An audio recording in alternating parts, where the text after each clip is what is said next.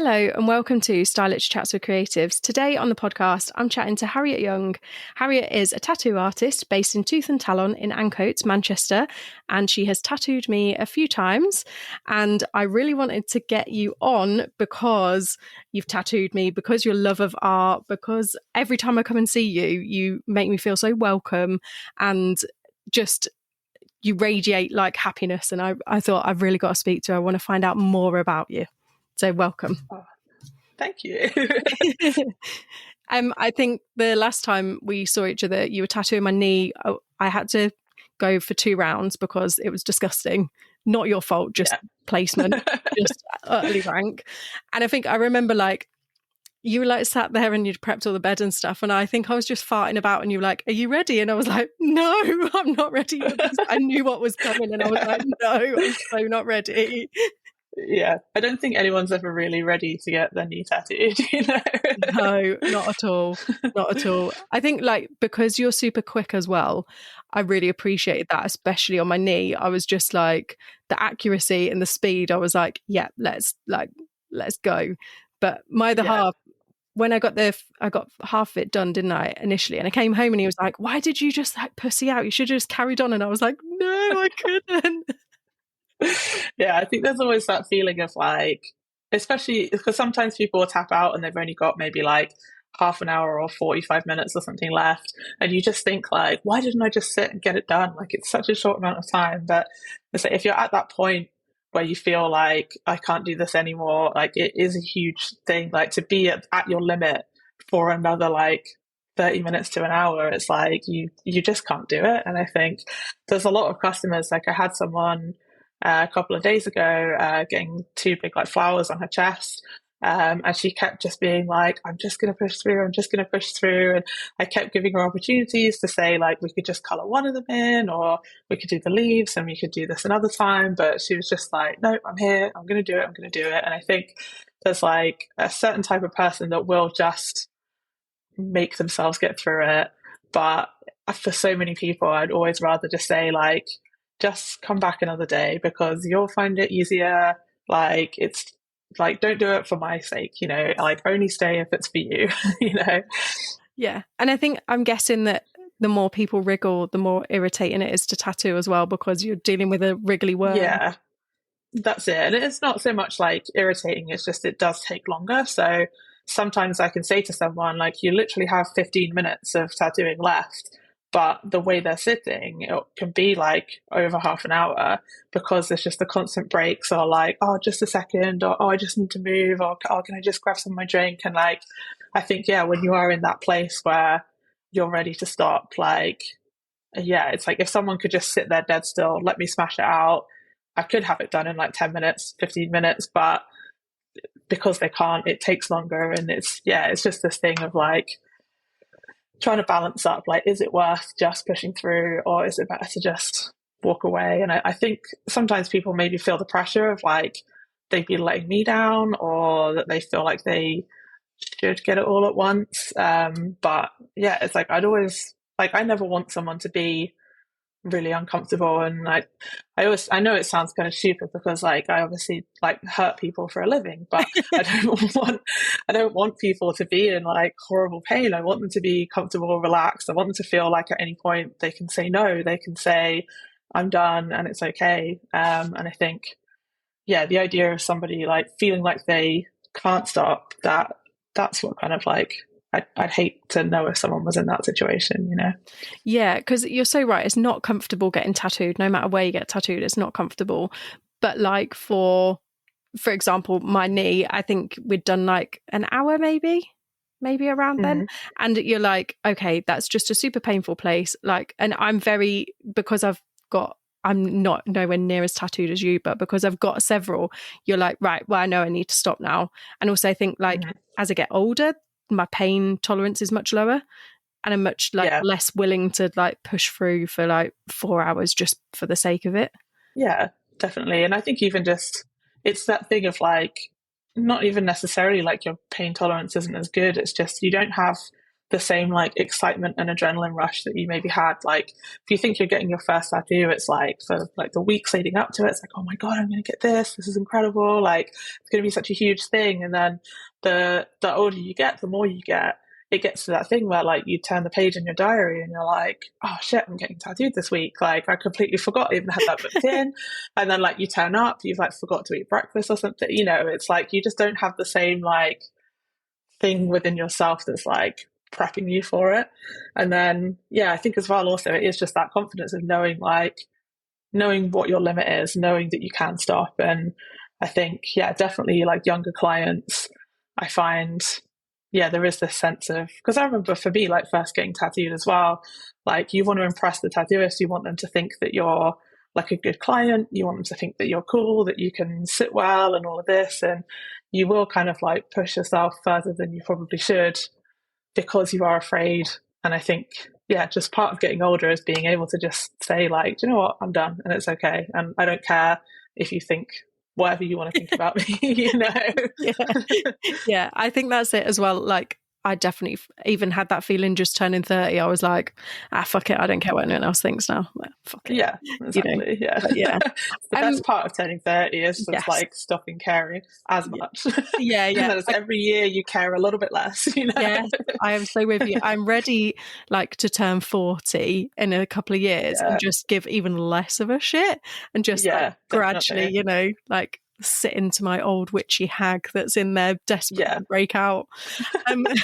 Yeah, I feel like so many people are so terrified of the idea of turning 40 and like what it means. And I think like, I mean, I'm turning 38 in March and I'm just at that point now where I'm like, just bring it on. Like just, you know, you feel like it's like you're sitting around waiting for something to happen. I kind of just want to hit 40 and be like, right, it's happening. I'm 40 now. Let's just do it. You know, I'm not. Yeah.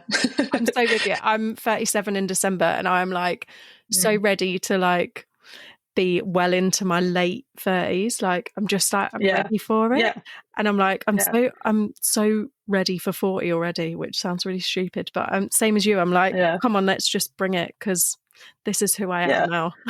I think there's so much just like fear of the idea of getting older, but like the older I get, like the happier I am, the more like settled in my life I am, the more confident in myself I am. And it's like I compare like even just myself at 30 to now, it's a huge difference. Even the last like 2-3 years, how much my like self-confidence and everything has massively grown. It's like if it keeps going that way, then that would be great. Like, and you know, you might hit a point where it suddenly goes downhill again, but you know, it's like hopefully it's, you know, keeps on the upward trajectory. So I'm not afraid of it. I'm exactly the same. I'm like, yeah, let's fucking bring it. Like we're already crazy auntie and it can't get any better than that. So we can just get crazier. So, you know. But yeah, I'm so ready for it. I think this thing of like aging as well as a woman is quite aging naturally is quite seen as like what's the word I'm looking for? Like it's not normal to not have all like to have all your wrinkles Botoxed out and stuff like that, and you've got to dye your hair and everything else. And I think like to age naturally, I think is quite the anti. I don't know what the word I'm looking for. It's just like a progressive act, isn't it? Like because I think I've always had like the stray like grey hair and stuff, and I think since having a kid, I've just suddenly got loads of them coming through, and I'm just like, yes, you know, I'm excited for it. I want to get some like cool like grey streaks in my hair, and I think like I'm not like a skincare girly. Do you know what I mean? Like I just like I always joke that my skincare routine is I fall asleep and then I wake up the next morning, I take off yesterday's makeup and then I put on today's makeup. You know, like I just don't have time for it, and I think there's so much of just like, I don't know, time and energy and money and everything else wasted on I'm going to do this and I've got to buy this and do this. And I think just, you know, I'm not the best at like keeping to routines and all that stuff at the best of times. And, you know, anytime I've tried something like that, I do it for like 3 days and then I never touch it again. So I'm just like, what's the point, you know? And I think like, I guess I am kind of lucky because people have generally always told me I look younger than I am. So I think I mean, like, again, like before I had my kid, I sort of quite often people thought I was maybe like 5 years younger than I am. Ooh. And I think since having her, people don't really say it anymore, but like, I think there's just the lack of sleep and general exhaustion kind of catches up with you a bit. So it is a weird thing. Like I've definitely noticed myself aging a lot more in the last 2 years because of that. But it's also just, like just being kind of fine with it, like it's just part of life. And it's like, oh, I'm a mum now. Of course, I'm not going to look like a 20-year-old, Yeah, yeah. And I don't get why we should look like 20-year-olds. Like, there's plenty of beauty within looking like in your mid-30s. And like, my hair went grey super early, and now it's like... Yeah, I'm jealous of your hair. Thank you. But I was wearing a hat, and I went and grabbed a coffee the other day, and I was chatting to like the owner of the coffee shop, and his young... she must have literally been like 19, 20, but like staff was there. And we were talking about like getting closer to 40, and she just looked at me and went, 40, nearly 40, are you? She's like, you're like early 20s, aren't you? And I was like, oh, let me just leave my hat on, and you can believe that. Like, well, just, But no, it's funny, like the freedom I felt from like letting my hair just like not be dyed, because it's been going grey for years, and you just feel like this sense of like freedom. And actually I get like way more compliments on it now than what I did whenever I dyed it. So it's proofs in the pudding to leave it alone. Yeah, definitely.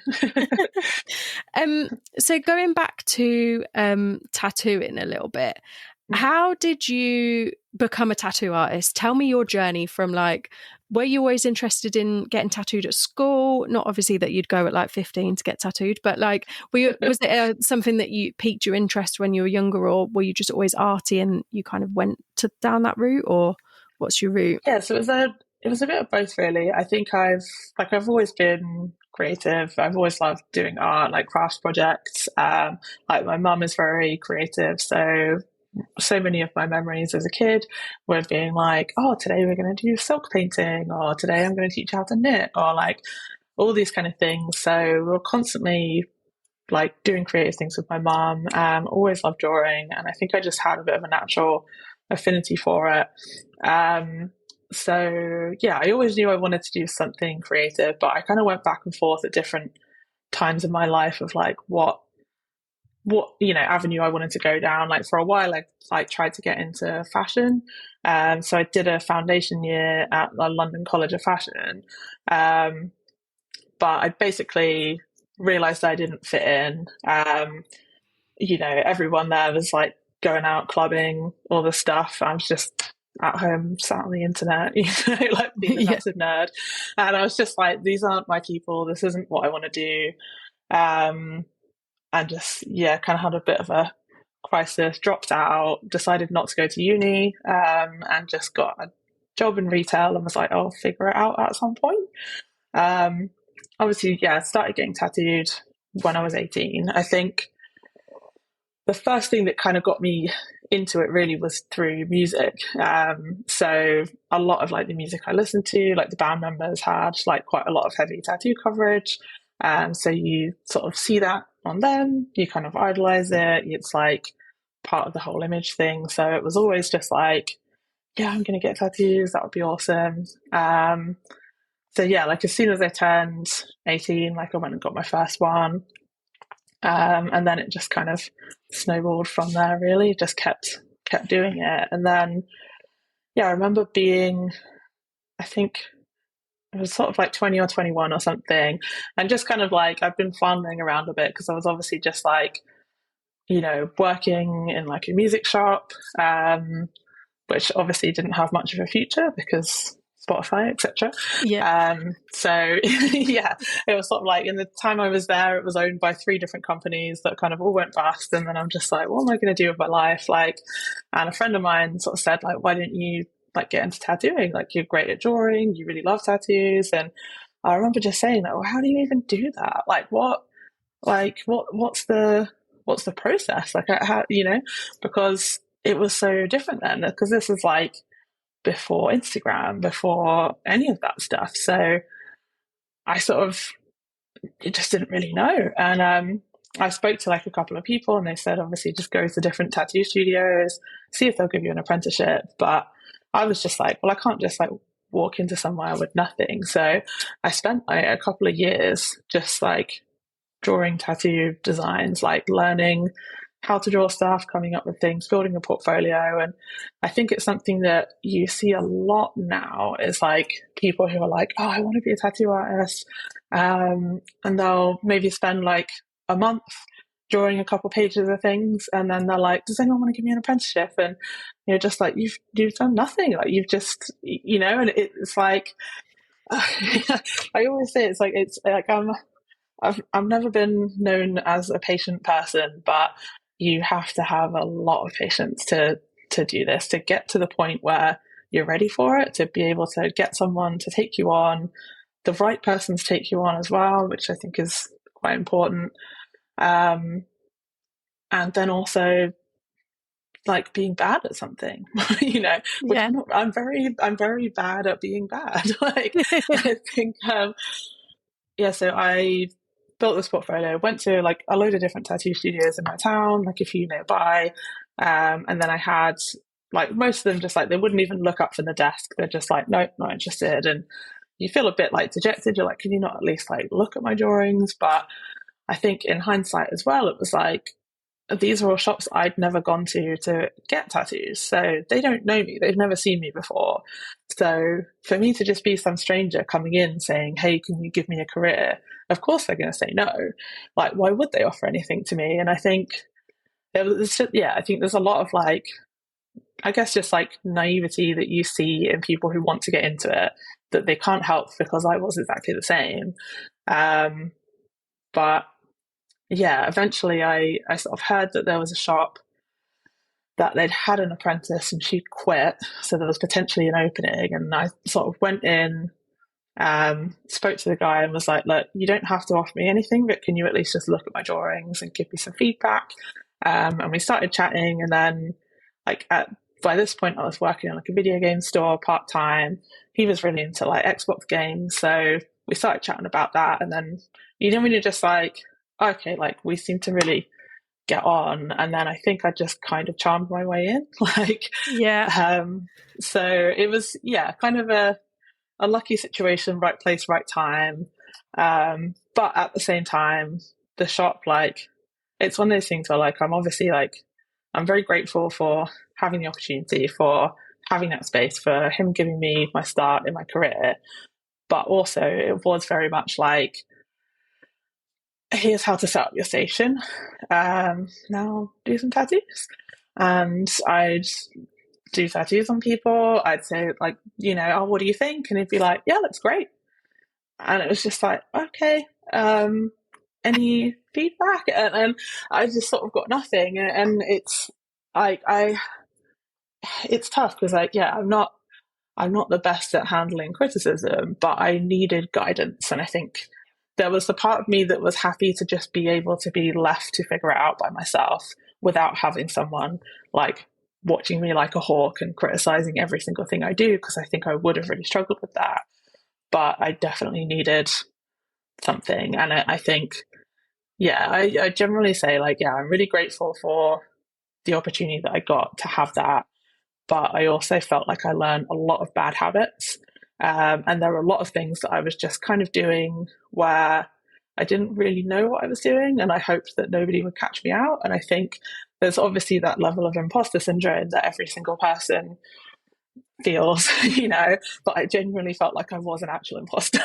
And then there was somebody I knew called like Chris Higgins, who's like sort of like quite a big name in like blackwork tattooing. I found out he was opening a studio in the town that I was in, and he was looking for people to come and work with him. And he like asked me, and I was just like, oh shit. And and you're like, I have to do this. Like I have to take this opportunity because this is like a big deal. Like he worked at a shop called Into You, which is like one of the most famous tattoo shops in London. That's like been around for a really long time. Doesn't exist anymore, but like this was like a huge deal for me to be like, I'm actually working with like a really serious person who I really respect. This is insane. And yeah, I just remember like getting the job there, my first day, just being like, oh my God, he's going to watch me tattoo. Like, what if I do something? You know what I mean? It's just that stupid thing where you're like, what if I'm wearing my gloves wrong? Or what if I'm doing all this? And it's just like, I just don't, it's like there could be so many things that he's just going to look over and be like, what are you doing? And then, but I kind of just got away with it and it was fine. And like, I worked with another guy called Elliot, and like, he's like really kind of obsessively into tattoo machines and things, and like Chris used to build tattoo machines, so I just spent so much time just listening, just sitting there doing my tattoos, just listening to everything they said to each other, like picking up on stuff. And like sometimes they'd ask me a question, I'd sort of bluff a bit of an answer, but then eventually kind of just picked it up. And like I think sometimes I wish like younger me had the confidence to just say like, I don't know this. Can you just tell me? And, Yeah. but I think, yeah, there is just such a fear of like,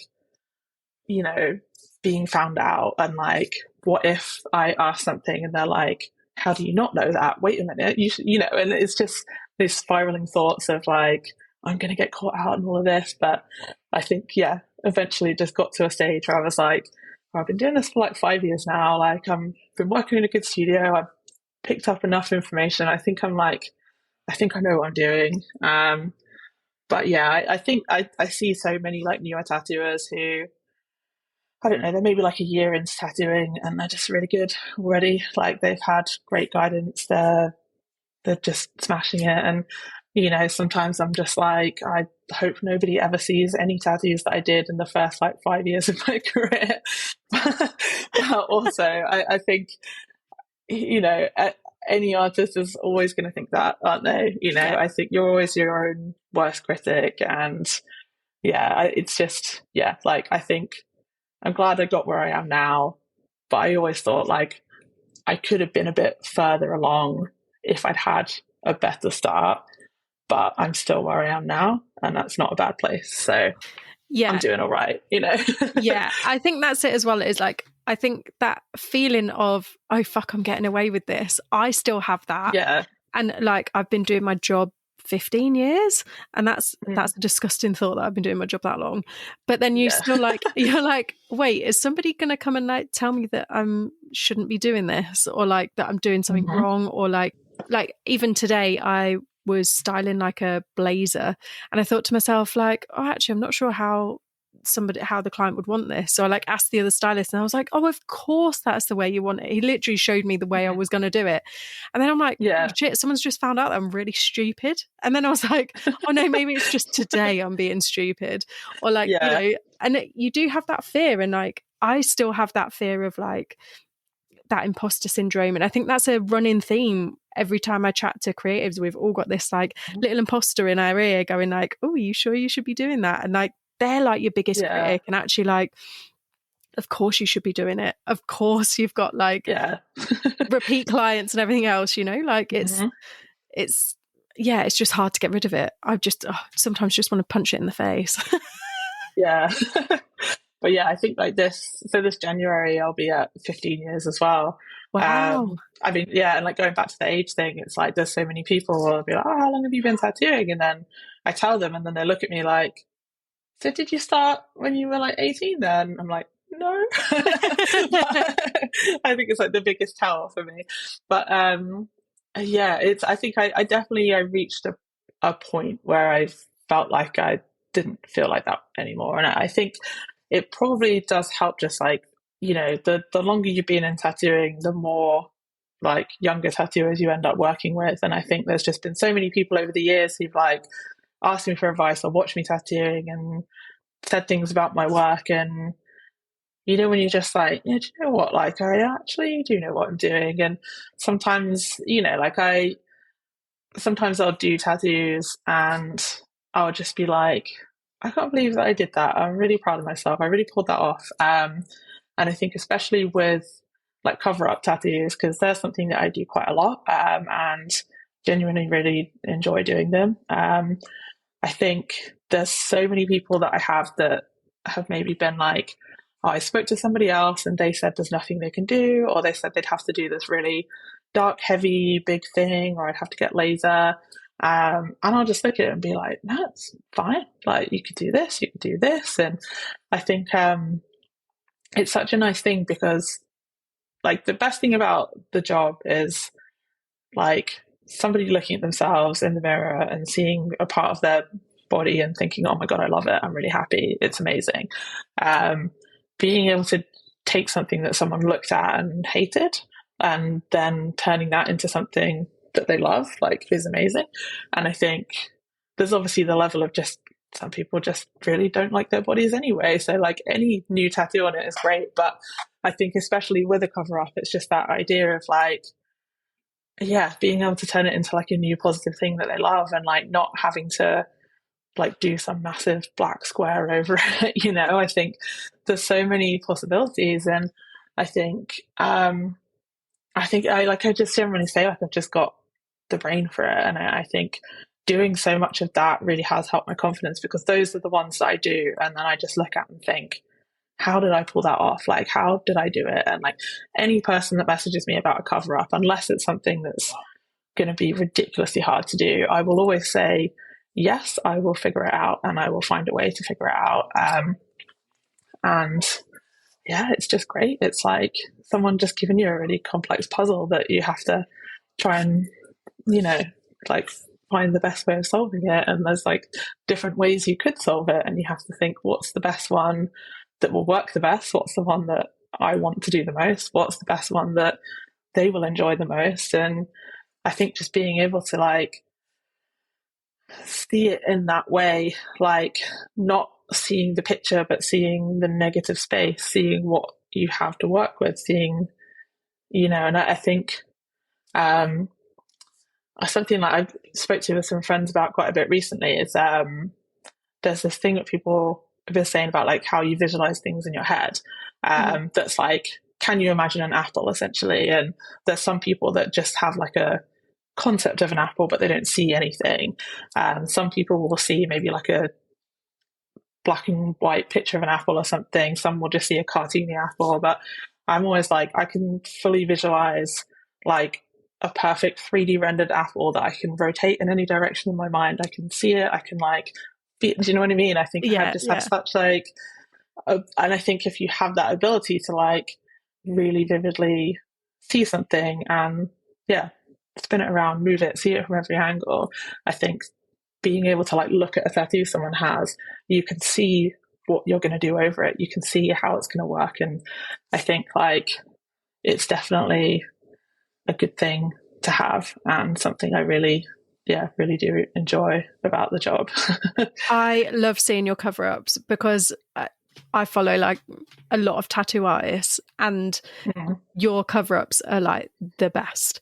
And I see like the little befores, and it might be like, I don't know, like a little dolphin, and then you've like smashed like something beautiful out over the top, and you're like, I then look for the dolphin. I'm like, where the fuck is that? Like, where's that gone? Like, and I think that you're right. It's such a skill, and I think being a visual person really helps in like your job, because you're also then got to put the design on a curve of a calf, or like wrap it round a arm, or like it might be in a nice flat piece, or it might be on the shoulder where it creeps up, so you've got to visualize it not just as a flat 2D piece of art. Yeah, that's it. It's like I'm working with a 3D canvas, so I have to be able to imagine in the same way like how that's going to work with that. But the one thing I can't do though is figure out what way to set up my bench.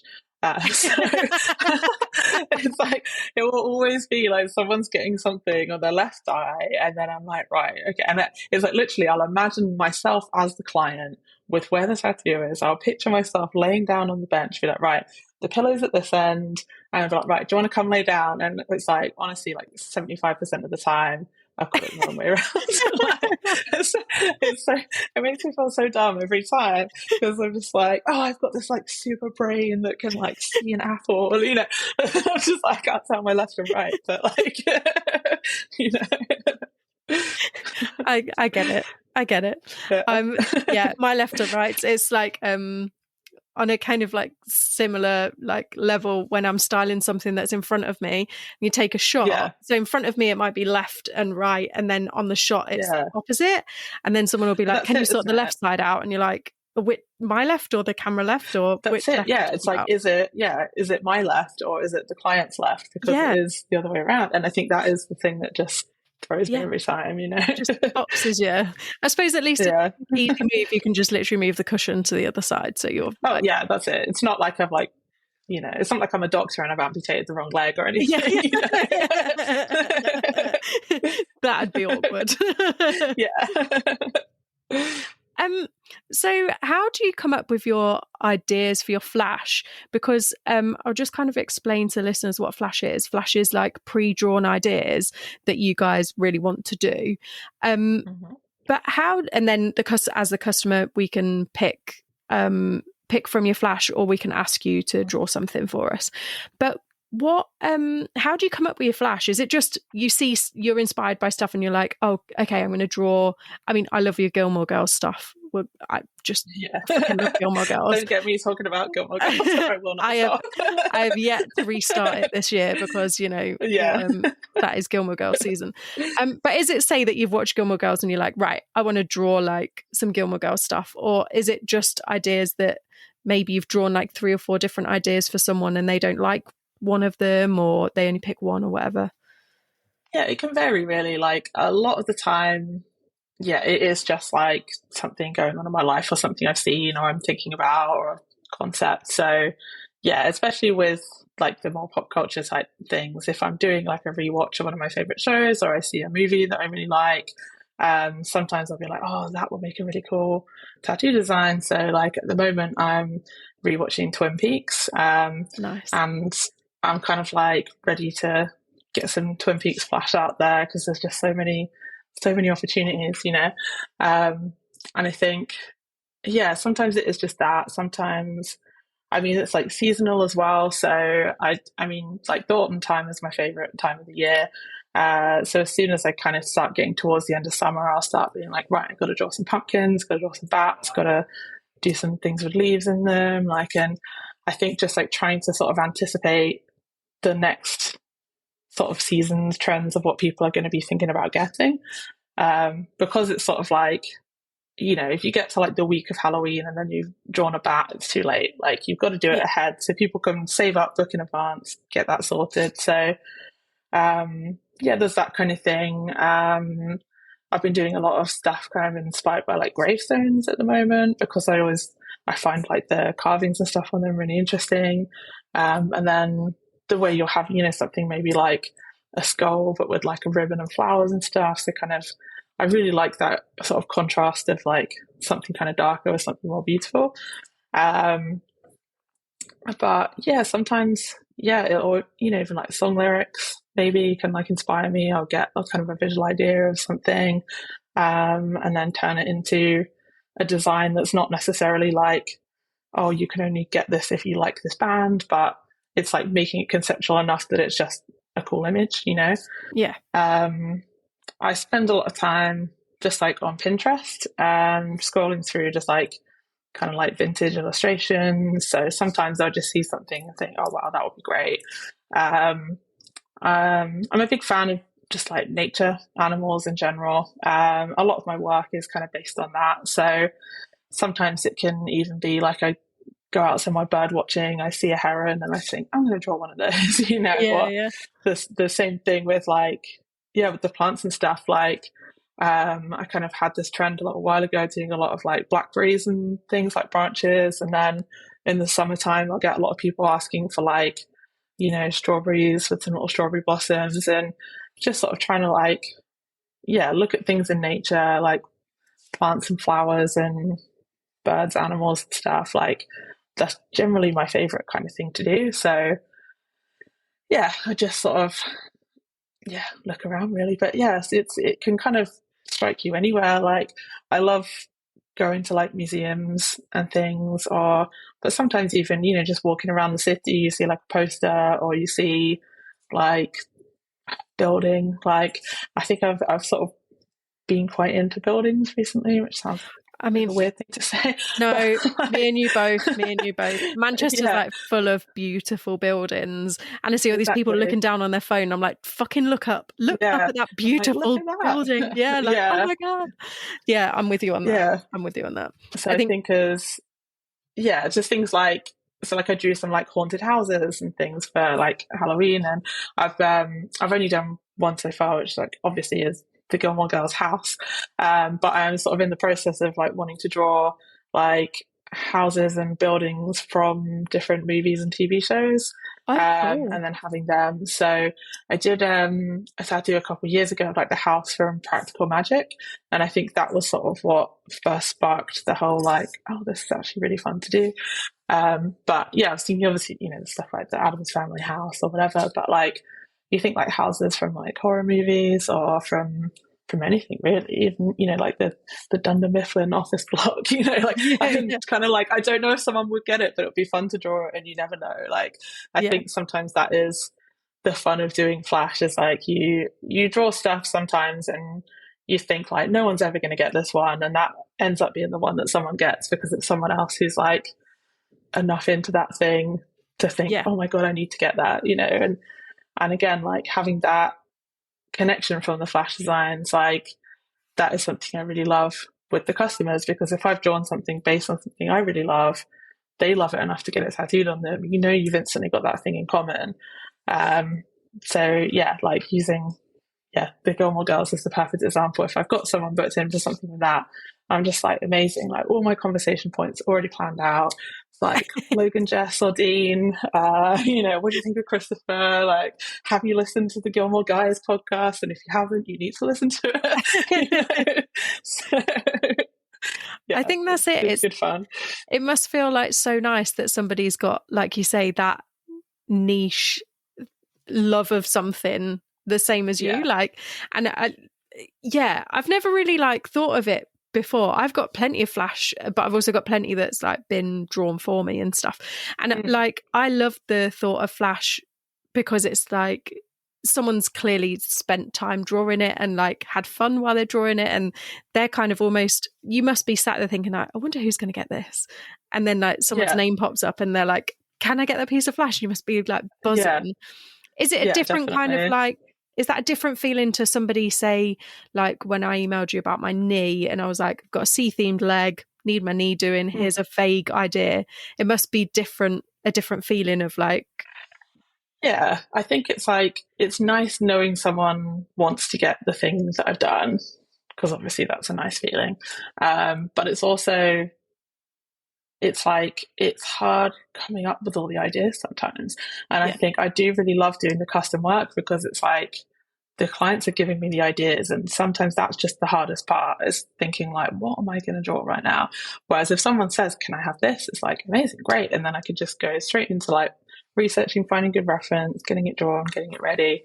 So yeah, it's like I love both, you know. I think it's nice to have like the more creative freedom to do fully my own thing, but the flip side is like someone might not actually get it.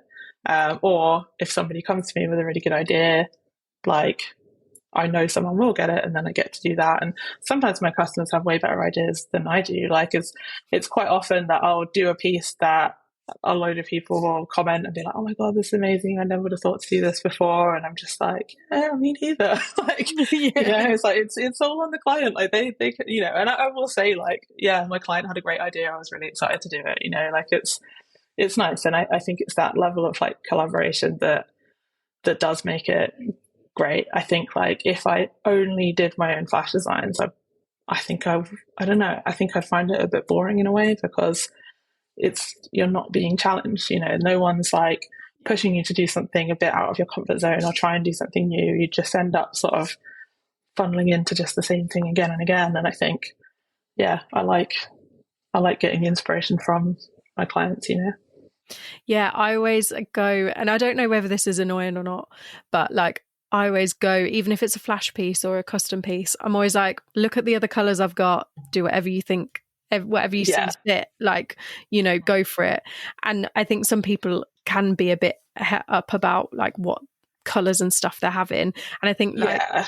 I just think you guys know as a collective, you're artists in your own right, so you know what's going to look right on my skin tone, like whatever else I've got. Like, you know, you'd tell me if it was going to look shit if I said like, can you bang some yellow in there? And you're like, no. Yeah. You know. Yeah, that's the thing. If people are just like, whatever you think will look best, or, you know, like, if I ever do like flowers, for example, I'll say like, what color do you want it to be? Do you have any preference, or are you happy for me to just do whatever I want to do?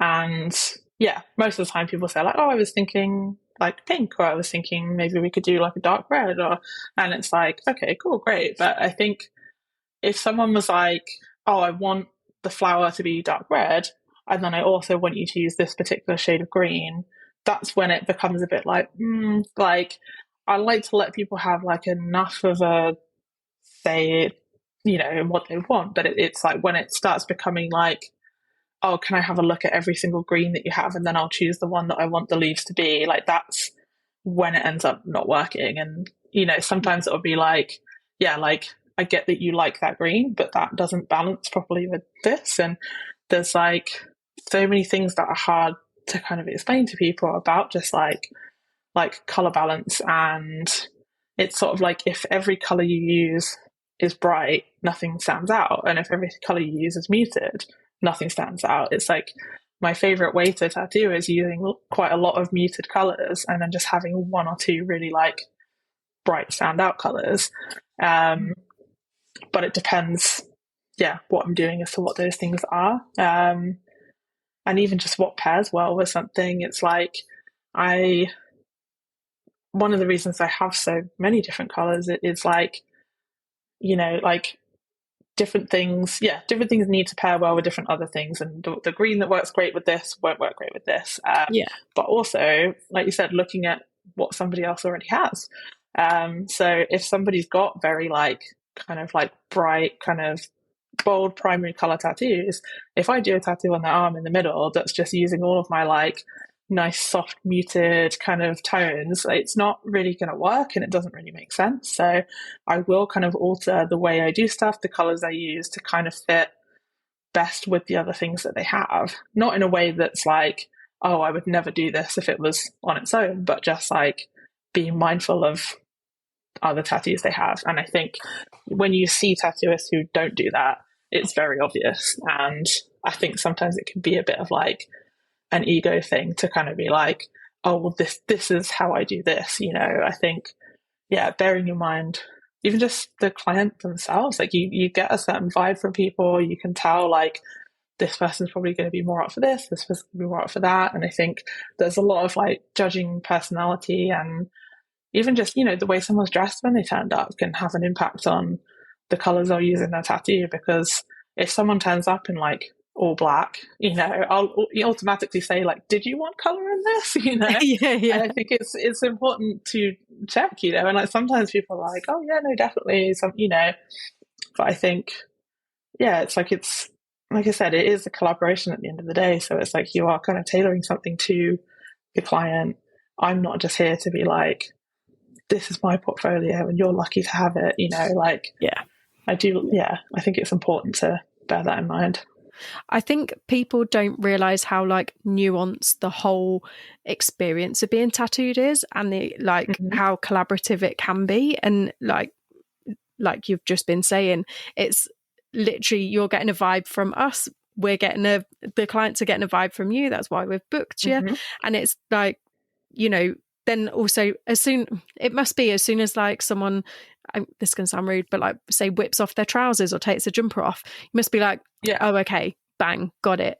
Like, know what colours they like, know what this is. And that, do you know what, is probably one of the most comfortable places I ever feel to like half strip down is in a tattoo studio, because everybody comes over and's like, oh my God, you've got a tattoo from so-and-so, or oh, this is cool, what's so-and-so doing? And it's a nice little community, even though it is like getting stabbed for fun basically.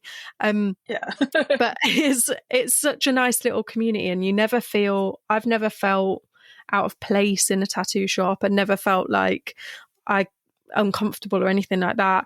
And oftentimes you're sat in like shorts, or you're in like half your tops off or whatever because you're getting something done, Yeah. or, you know, or you're pulling a horrible face because you're getting a really gnarly place tattooed or whatever. And I think like it's so, yeah, it's just a nice community that I don't think, I think I found as I've gotten older, but I don't think I wasn't aware of when I was late teens, early 20s, because I only had experience of like a small town tattoo shop, which was different to what you get in Manchester, in Sheffield, and Leeds, you know. Yeah, definitely. Like a lot, like so much has changed like in the time that I've been tattooing. And I think, yeah, it would just, I mean, you know, like people always kind of want to ask me about like, what's it like being a female tattooer? And it's sort of like, it was a really interesting question 10 years ago, you know, whereas now it doesn't really make that much difference. It makes some difference, don't get me wrong. But I think back then it was very much like you had to be twice as good and work twice as hard to be half as recognized. Or like every tattoo shop, it's like if they'd either be all men or there'd be one woman that works there. And I remember one place I worked had another like woman that worked there. I started working there, and then the days were, I don't know if it was done intentionally, it probably wasn't, but our days were rotated so that the two of us were never actually in at the same time. And it's like, it's just weird things like that where you just think like, you know. But again, it's like they were great guys. Like they were, you know, it was just how it was at the time, you know. And the you know, jokes you kind of eye roll over, or like, you know, you have a client come in and then after they leave, someone's like, oh, did you see her bum in those leggings? And you're just like, dude, like, leave her alone, you know? Like, but yeah, for quite a long time now, like none of that's been a thing at all, like not in the shops that I've worked at. And maybe it's just because I don't put up with that stuff. I don't want to work with people that are like that. It still exists, unfortunately. And I think, like you said, in smaller town shops, it's probably more prevalent. But I think you know, you go in and even just on someone's Instagram, you can get a good vibe. Like, I think looking at the way people present their work can tell you a lot. Like, there's a lot of Instagram profiles that very much objectify their female clients. They, you know, it will be like, oh, I've got this thing on my ribs, and then it's like, oh, can you like take your whole t-shirt off and take your bra off and then like put one of our stickers over your nipple, like advertising us on your breast. Like, it's so obscene to me and so unnecessary. Like, you don't need to see all of that. You don't need to like use somebody's body as an, like, it's just, it makes me really angry. You just see it so much, like really unnecessary, just like. And again, like, if you know, it's like if the client like chooses to go home and take revealing pictures of themselves with their tattoo, amazing, go for it, love it. If they're happy to have those pictures taken, great.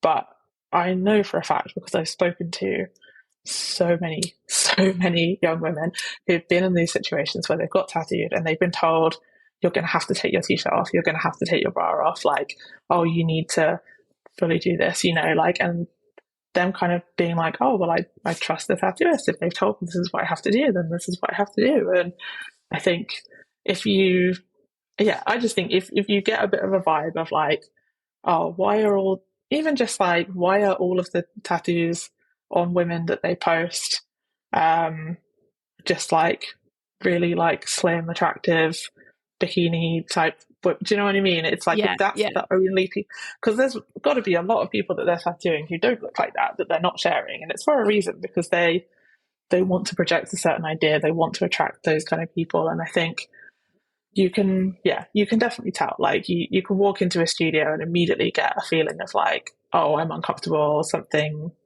I don't know, you know. And like, I get a lot of anxious customers. I always do my best to try and put people at ease. Even just in the sense when people are like, I don't know, like they think I'm really cool, and I'm just like, I'm not. Like, I definitely think you're really cool. You know? No, I definitely think you're really cool. And like, I think that's it, is like feeling at ease with somebody. Sorry, Coco's snoring behind me. But making people feel at ease means that then you get the best out of your client. They're going to sit better. They're not going to feel as anxious Yeah. and stuff. And like, I've had my ribs tattooed as my first tattoo, and I didn't get my top Yeah. off. I didn't get like Yeah. asked to strip fucking naked, you know, like Mhm. also I'd probably tell someone to fuck off if they ask me, but you know, Yeah. I'm 30 odd now, I'm not 20 odd. Yeah. But I understand the vibe you're saying because I've seen it myself. And then that's Yeah. when I start to like unfollow. And I think like Mhm. there's space for, she's having a right good dream. I don't know if you can hear her. She's like,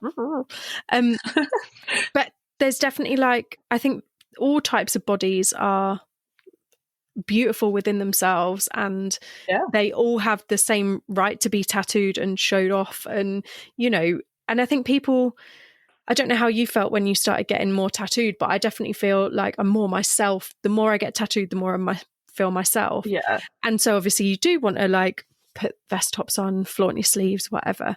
And Mhm. like, you have every right to. You spent bloody thousands getting them done, you know, feel free. Yeah. I wouldn't want somebody like to be like, right, can you just pull your knickers right up so, you know, we can see the thing on your thigh, and while you're at it, can you just hoik your top up, and like, just that's Yeah. gross. Exactly. It's like there's just a Unnecessary. level of like there's like, and the whole thing is just like, would you ask a man to do that? Like, would you Yeah. ask a man to like pull his boxes up so you can like suggestively see, you know, the outline of what's going on? You know, like Yeah.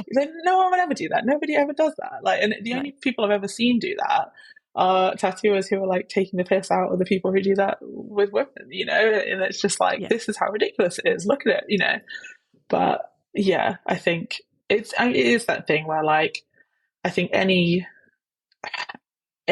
business, any, you know, creative thing or whatever, there's always going to be bad people. There's going to be people who will manipulate, take advantage of people.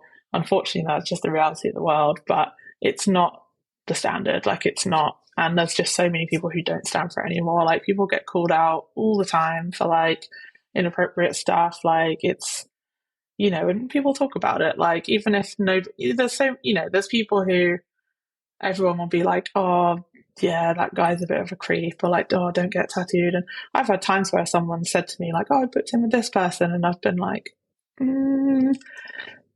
I feel like I need to tell you that I've heard this and I've spoken to this person. I've had firsthand records from, you know, these things that they've done this, this, Yeah. this, and this. I want you to know the information moving forwards because I can't sit here and not tell you, you know? Yeah. And I think there's a lot of that. There's like things that they're not unspoken, but they're just not typed out online, if you know what I mean. Yeah. So yeah. I think that's good from a community aspect as well, as tattooists as a community, kind of like just making sure your clients are aware. Like, you don't, not all laundry has to be aired out online. And I think like sometimes, like you say, just saying to somebody like, okay, their work is great, but like, just be aware XYZ. And then the client can make their own decision, an own choice about it. Yeah, And exactly. And I think like, I mean, sort of in, you know, like lockdown 2020, it was just the whole peak of like cancel culture. Like, everyone in every industry was getting cancelled left, right, and centre. Like, and there were a lot of tattooers, and I think there was a lot where people were just, they're sat at home, they've got nothing else to do. Oh, I'll just do a bunch of research on this person. Oh, look, here's a bunch of evidence. Let's do this. And I think there was a lot of that going on. A lot of it needed to happen. There was a lot of people that, you know, definitely shouldn't have been tattooing that now not, which is amazing. But yeah, I think there is just this level of like, I think there's a lot of people who are maybe like a bit creepy, who have like maybe been a bit like, oh, I'm doing a giveaway. Yeah, I want to do this like underboob tattoo for free. Just reply to this and I'll pick one person at random to do it. And then, you know, they've obviously just gone through all the profiles, picked the one that they think is the hottest, and then decide, you know, the stuff like that, where it's like, is it illegal? No. Is it unethical? Yes. Like, are you taking advantage of something? Yes. Like, it's not, you know, and I think there's so much of that where it's like, does someone like that need to be like outcast from the industry? Not necessarily, but do they need to not be doing that stuff? Yes. Do they need to like, you know, have people being warned, like, that guy might be a little bit weird. He might try and hit on you. That guy might try and, send you some pictures afterwards. Like, you're just, because I know that he's done it in the past. Like, and I think that is, what it comes down to, and then the more you warn people, the less it's going to happen, hopefully, but it kind of feels like all you can really do, and I think if you, there could be this temptation to just like tell everyone everything, but a lot of the time as well, it's like customers will tell me things in confidence, and they'll maybe say, oh, I got tattooed by this person and this happened or whatever, but it's not my story to tell. It's on them if they want that to be out there. And like, I've had people kind of send me DMs like, this thing happened to me, and then the next day been like, oh my God, can you please just not tell anyone about this, because I feel really, and I know that if the story gets out, people are going to know it's me. And I'm just like, yeah, of course, like, it's, and it's like, it goes in the bank in the head, and sometimes it's like, I can't tell you why, but not that guy, And I think that's good. You're like watching out for people as well. Like, you're right. It's not your story to tell, but you can say, just be careful, and they can make their own decision. Yeah. And I think the sad thing is that, there's just, you do get a lot of like clients who will basically say, I only get tattooed by women. And they just blanket, do not trust men. And I think that is like one of the larger problems is that like, there are so many male tattooers who are amazing people, who are incredible, who would never do any of that, who are really respectful, really great tattooers that someone would have a wonderful experience getting tattooed by, but they don't book in with them because of these few people, because they just don't know. And like, I will sort of always go out of my way to be like, here is my list of guys that I trust with my life that I would put money on. I know they're amazing. Like, every person that I work with, I wouldn't work with them. If anybody tried anything like, if I found out anything like that, I'd literally be like, no, I'm not, like they're gone or I'm gone. Like, it's just, it's a non-negotiable for me. Like, I'd hate to, just like have anyone in that situation, or even have like my clients in that situation, even if they're not getting tattooed by that person, to still have them, around that. Like, it's just not okay. And I think like, sometimes it's like, you're just like, I feel bad, but like, there are a lot of people who are losing a lot of work because of this kind of thing. But I think as well, I've seen over the last, like, when did I start getting tattooed? 23, so like 13 years ish. It's like, should have way more by now, but cost of living crisis and all that. Like, God's sake, I just want my food shop to be less so I can go and get tattooed. And I think there is a lot more women now tattooing, but also like, you're right, there's some incredible men tattooing, and like, I've got a mixture. I'm probably more, if I think about it, I've probably got a few more women that have tattooed me than men, but like almost even. And I think you're right, like, some people tarnish the whole like side of it with a handful of dickheads and tarnish everybody, and actually they're missing out on loads of really cool stuff and really cool artwork that they could have. On the note of like being tattooed, where have you found the most painful place to be tattooed, and where do you find the most awkward place to tattoo other people? So I would say, the most painful place I've been tattooed is like the palms of the hands. So I've got like quite a lot on both. Oh yeah, you've got loads. So I sort of, I did it, and then I went back for more, and then I went back for more again. For punishment. Something wrong with me. But, it's just, like it's kind of just like nothing else. It's because if you think of all I guess just like the receptors and everything, like the nerves, like your hands feel so much and are so responsible for like navigating the world for you, that they're so responsive that like doing anything on them like is Yeah, Yeah. it's very painful. But it is that thing where generally if you're getting your palm tattooed, it's probably going to take you like 20 minutes and it's done.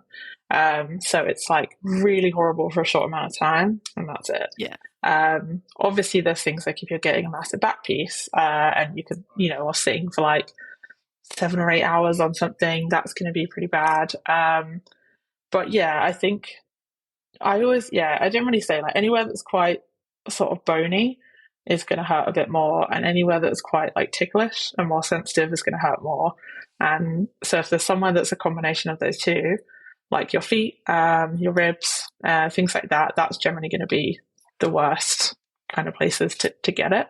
Or just, yeah, like the areas of your body that don't get sort of beaten up as much. So like if you think like the outside of the top of your arm, like how often you probably like bump into door frames and things, it's like toughened up, whereas the inside of the top of your arm is just this like super soft bit of skin that's just like protected at all times. So that's going to be so much more vulnerable, and so much more painful to get tattooed, because even just the skin itself is different,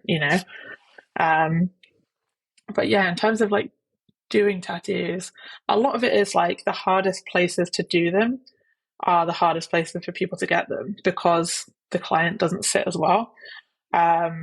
So in terms of like, yeah, physically tattooing somewhere, like if the client sits perfectly still, doesn't move at all, ideal situation, the hardest places are just the really stretchy ones. So things kind of like sort of like the back of the top of your arm near your armpit, where you think there's so much skin that kind of has to stretch to get there. Things like kind of like over the ribs and stuff, because again, like you can draw kind of like a small design, put it on someone's ribs, lay them down, and as soon as they kind of like put their arm up above their head, it goes from this like tiny thing to this massive tattoo. So yeah, like, yeah, generally, yeah, sometimes even just the position that the client has to be in can be really hard or uncomfortable for them. So they're going to be fidgeting more, they're going to be moving more. Like my ideal placement, like if someone says, I want to get it here, and I'm like, perfect, it's either like the back of the calf, because it's just nice spot. The client can lay on their front, they can be really comfy, they can sit and do whatever they want on their phone, it's totally chill. Or like the sort of top of the outside of the forearm, because it's just like, it's great skin, it's not too stretchy, it's like right there, they could just sit on a chair with an armrest, you're not having to like twist them around into anything weird, like but yeah, there's also weird things like the tops of your feet are one of the nicer places to do tattoos, because the skin is quite tight and there's not that much movement and everything on it, and you can just get like a really nice like one shot tattoo on a foot. Like it's a pleasure to tattoo. It's just not that much of a pleasure to get it. Yeah. I've yet to go and get my feet done, because I've got one hand done, and that's like 5 years old, and I'm still like, I want to get my other hand done, and I'm like, I just don't. I just know the pain was horrible. Just like that maniac that tattoos my own hands all the time. Oh God. Like, there's so many times, like, because it's like I have the tattoos that I'll get from other people that I'll book in. I'm like, I really want to get this thing, but then sometimes it's just this like compulsion to need to get a word to like mark an occasion on me, or sometimes, yeah. So like, I mean, a good example would be like when my daughter was born, I went in and I like tattooed her name like on my hand, but it's kind of on my own palm. So if you think like me saying this is one of the most painful spots that you can get tattooed, and then I'm just sat there doing it to myself. And then I've done some like down the sides of my fingers that are like the names of my favorite songs. But yeah, I like just got back from a trip to America where I got to like see my favorite band Cursive, and I'm sort of in like a Discord, we call it Timcord for the singer Tim Kasher. I've been friends with all those guys for like 2.5 years. We speak all day, every day. Like it's, fully obsessed fan level. And I was like, I'm going to go to America. I'm going to meet all my friends. I'm going to go to these shows. But I got given the set list, and then I got home and I was like, I just really want, I feel like I need to get a tattoo to mark this occasion. So it's like one of my favorite songs on the set list. I just kind of traced it, and then I ended up tattooing it across my own knuckles.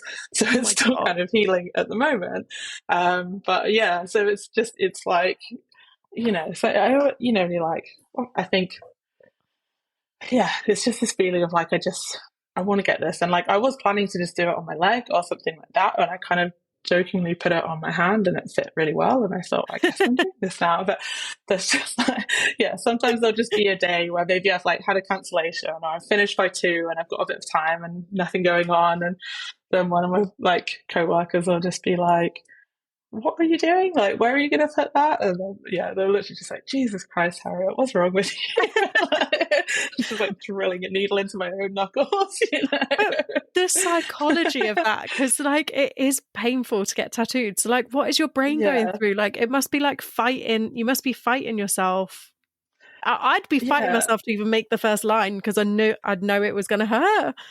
yeah. It's like, I think it's this weird thing where like you go into this like focus of, I'm like trying to do the thing well, and it's like the pain is just kind of a side note. And like I do have quite a high pain threshold anyway, so generally like people who've tattooed me have always said like, oh, you sit like a rock, or I think I can take quite a lot. But I think it's that weird thing where like you're in control of it, so you can stop at any time. So like I think when you're getting tattooed by someone else, sometimes you're just then like, oh, can you just stop for like 1 minute? Like, oh, I just need to, I can kind of do a bit and then be like, Yeah. oh, no. It's like, right, come on, and let's keep going.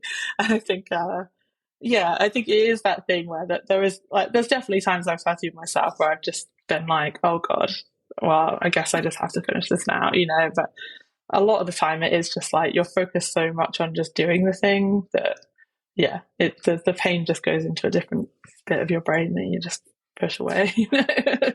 Amazing, because I can't do that. I cannot push the pain away. Yeah.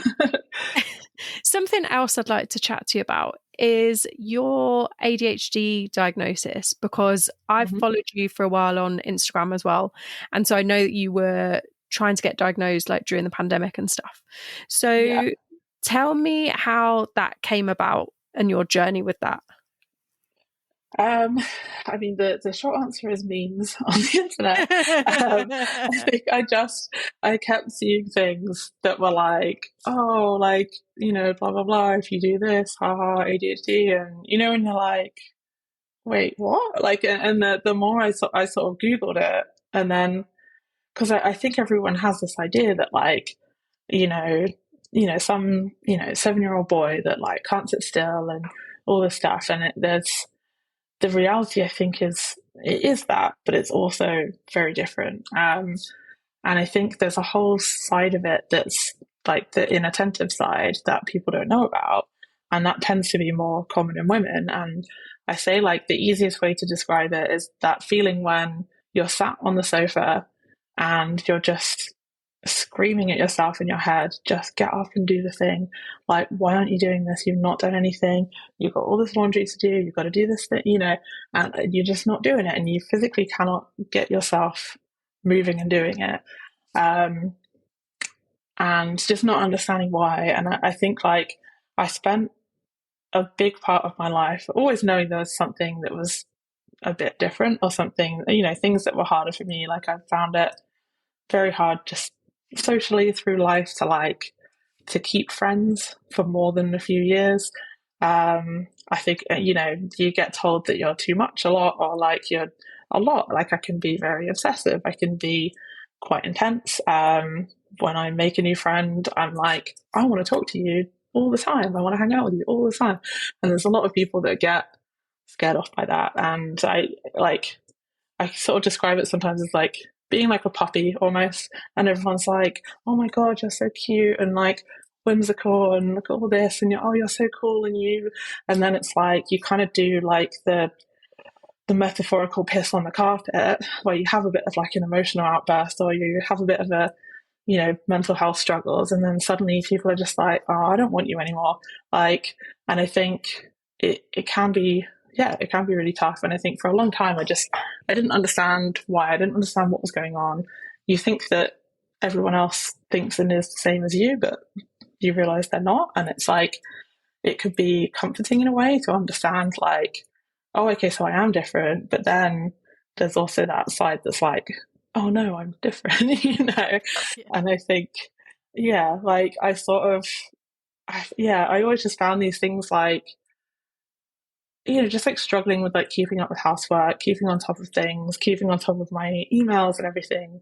Like it's, there were times where it was like very common that it would take me like a week or 2 weeks to reply to an inquiry about a tattoo. And I'd read it as soon as it would come in, but I just physically could not make myself reply because it was just felt like this big hurdle. And it's like, instead of just seeing something as like, we'll just type out, yep, sounds great.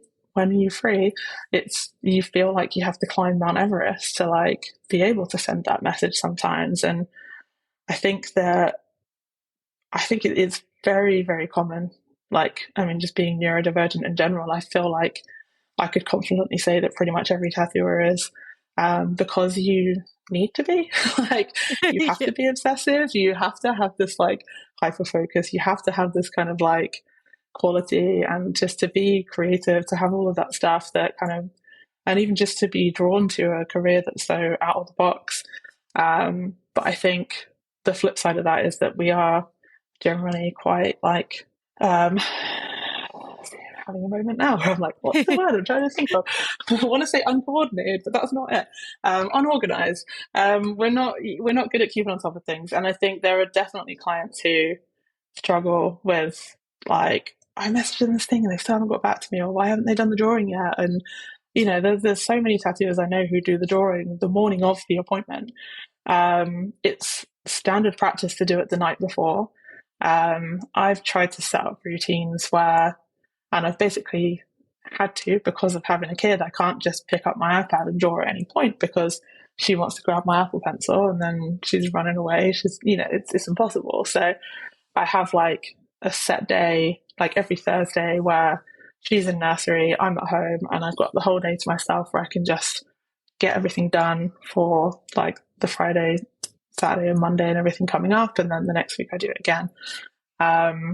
It is like, yeah, one of those things that I think it definitely has an impact on my ability to run my business. I think I'm a great tattooer, but I think I'm a terrible businesswoman.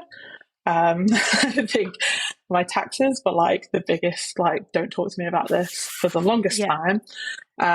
Managing my money, saving for my tax return, like, doing my tax return, turning off and being like, oh, I forgot to order supplies again. Oh my God, I don't have this. Can I borrow one of these needles? Keeping up with my appointments, everything. Like it's like everything apart from the tattooing is really hard.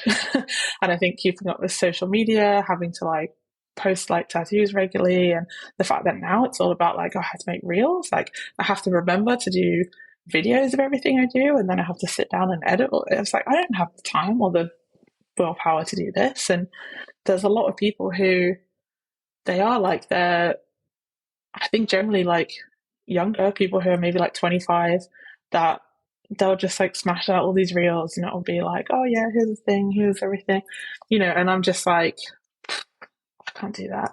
And even just the idea of like filming myself, like talking to a camera, is like the worst thing in the world. Like was really like anxious about doing this. Like it sort of got to like an hour before and it suddenly hit me and I was like, oh my God, I'm going to be recorded and everyone's going to hear all the times I say, just getting really like, yeah, just very self-conscious of it. But I think, yeah, there's a whole generation of people who just don't feel that. They're so comfortable being on camera, being like doing FaceTime with their friends or whatever all the time, being on Snapchat, that like they don't think about it. And they have the advantage at the moment because like social media is targeted to working in that way. And I think, yeah, that was one of the biggest struggles. But but yeah, just going back to the original point, I basically, we love a tangent. example as It's well. fine. We Yeah. love a tangent. Yeah, essentially, yeah, I just saw all this stuff, and as soon as I just got into obsessive research mode, realized I ticked so many of the boxes, and was just like, oh no. And it's okay. Well, what's the process then? What do I do? Okay, you get on a NHS waiting list that's maybe like 2 years, and it's just like right. So I literally have like an attention like patience disorder. Like I am disordered in terms of my patience. I do not have it. I want everything right now. I need immediate gratification. Everything is on impulse. And you're telling me I have to wait like 2 years or more to find out if this is even a thing or get any help? Like that's ridiculous. So I looked into getting diagnosed privately. And I would say if you can afford to do it, do it. It's amazing. Like if it's something you suspect about yourself, totally worth it. But unfortunately, it's not cheap. I had the luxury at the time where, because it was around lockdown, we sort of had these periods of not working for ages and then going back to work and having a whole backlog of people that desperately wanted to get tattooed. So for a short amount of time, I was the busiest I'd ever been. I was earning really good money, and I kind of was able to just throw a whole bunch at that and say, please help me. Yeah. I got on my medication and I noticed an immediate change. It has had such a positive impact on my life. Like I can look at tattoos that I did like 6 months before medication and then 6 months after medication and put them side by side of like, I think there was when I looked at there was like a dragon that I'd done and then another dragon, and then just looking at them and being like, I literally cannot believe the level of improvement in my work because I just have the patience and the ability to make my drawings better and make my tattoos better. But yeah, just like quietening the brain. I think I call it like the washing machine brain because so often it's just the same thoughts going round and round and round, and not being able to just like get rid of them. Like all that kind of rumination and everything just kind of isn't there anymore. Like I'll have like a negative thought and then I can just push it away and kind of get on with it. And it's been incredible. Like it's had a real good impact, but it's not like a perfect like cure all either. Like I still struggle with everything. I still, put my phone down every day and then 2 minutes later I can't remember where I put it. Like I still have, a lot of things, and generally, it helps you focus, but it doesn't help you focus on the right thing either, So Yeah. sometimes if I haven't got the right setup in front of me, it's like when my medication kicks in, if I'm laying on the sofa watching TV, then my focus for the day is I'm going to watch 12 episodes of Buffy the Vampire Slayer, which is exactly what I did today. It's just like, I can't control that. It's like, this is where I am when it's happening, and I can't move now, Yeah. But Yeah. it's, yeah. That's so interesting though that you that it started off with you looking at memes, then just going like, oh shit, like a light bulb moment. And I think that's happened for an awful lot of women during lockdown, because we were forced to like sit and go, actually, is that what we want to do? Is this what I want to do? Yeah. Or am I just like putting this mask on to like, I don't know, appease other people?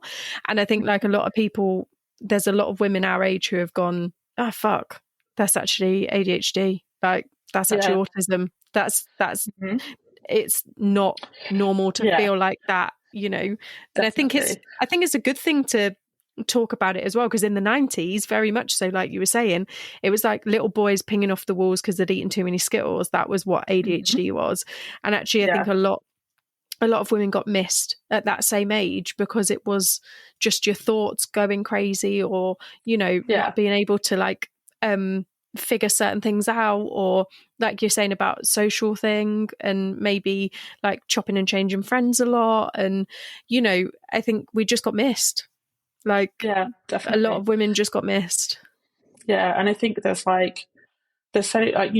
many signs of stuff from when I was a kid that I look back on, and I mean, kind of going to what you said, I think there's definitely a pipeline of like, oh, I think I might have ADHD, and then you you read about that, you read about other things, you read about other things. And then now, it's like I have this whole like web of interconnected, I think I've got this and I think I've got this and this is a symptom of this. And, it's like, it's all laid out in front of me, but it's like, again, like impossible, the idea of being like, well, how do I talk to someone about this other thing? Or how do I talk to them about this? And like, but I think there's also a level of like, well, what they can't change anything. And would I even want them to, Yeah. But, yeah, I think, like you said, there are a lot of women who were missed. And I think for me, because I was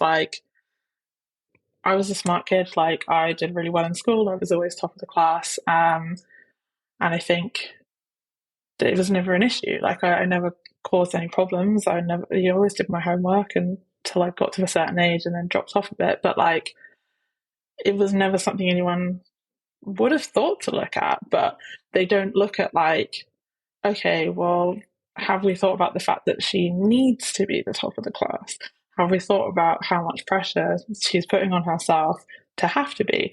Have we looked at her behavior when somebody else gets a higher grade than she does?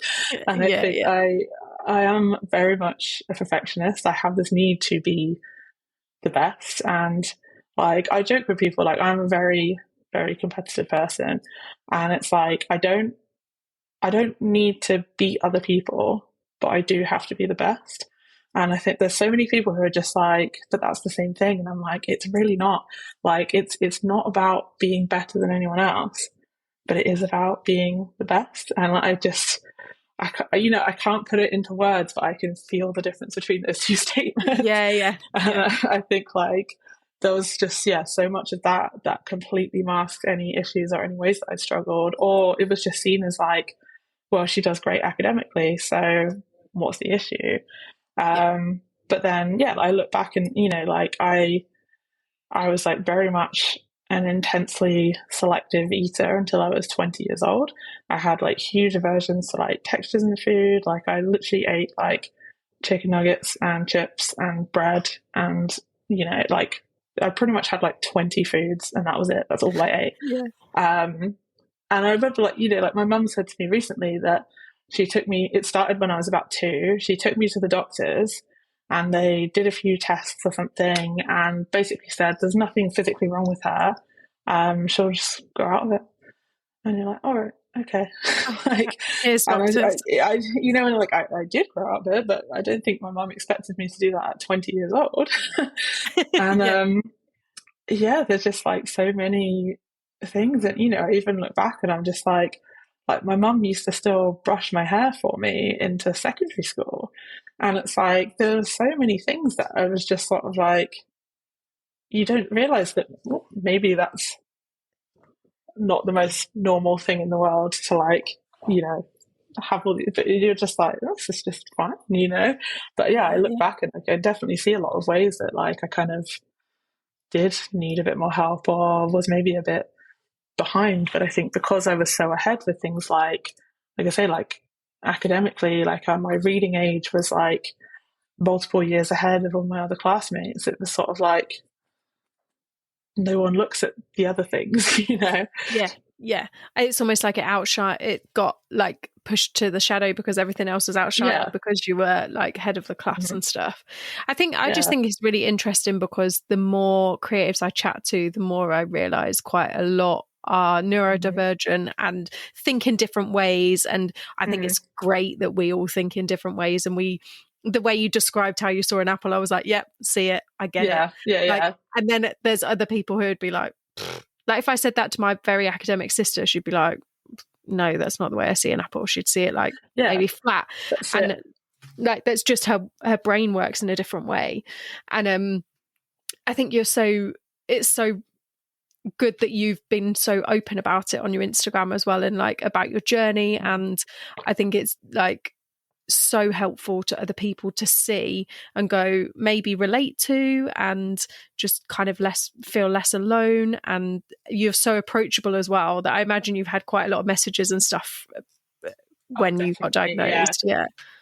Like I think because it is that thing, like I figured it out myself from seeing things on Instagram, seeing other people who were like a bit further ahead in the journey as me posting. So I was kind of like, well, if I talk about it, then other people might figure out for themselves too. And I think I have always been just a very like open, vulnerable person because it comes naturally to me. Like I love connecting with people. I love talking to people. And I think there's so much shame in so many things, you know, it's like, I think of myself, what, like 10 years ago, like, would I be admitting on a podcast that my mum used to brush my hair for me until I was like 13 years old? Like, probably not. But now I'm just like, well, there might be someone out there who listens to this and thinks, oh my God, that was me. And she's saying that, and now I don't have to feel bad about it. Like, one of the things I'm the most vocal about is the fact that I don't shower every day because I hate showers. I think it's unnecessary. And sometimes I just can't do it. I can't make myself do it. And there's nothing wrong with it. And I think there's so many times in the past I felt so like judged, or I felt it's, you know, there's something wrong with me, or everyone thinks this, but it's just like, it's okay. Like, it's okay. Yeah. Like, I don't shower every single day. I have lots of friends who don't shower every single day too. Like, there are dozens of us, you know, like Yeah. it's okay. Like, you know, and I think every time, yeah, like you hear someone else talk about these things, you think like, oh my God, I'm not alone. Like, this isn't just me. Like, I just think that it's great to just to be open to, and you know, if I can, you know, if somebody listening to this, if just one person listening to this has some kind of light bulb moment where they think, I'm going to Google this quickly, or I'm going to look into that, then that's amazing, you know. And I've had, yes, so many people like in the last, I guess, like 5 years, like message me saying, just got my diagnosis, oh my God. And like, you know, even the other day, a friend of mine, he was like, oh, I've just started taking like Adderall.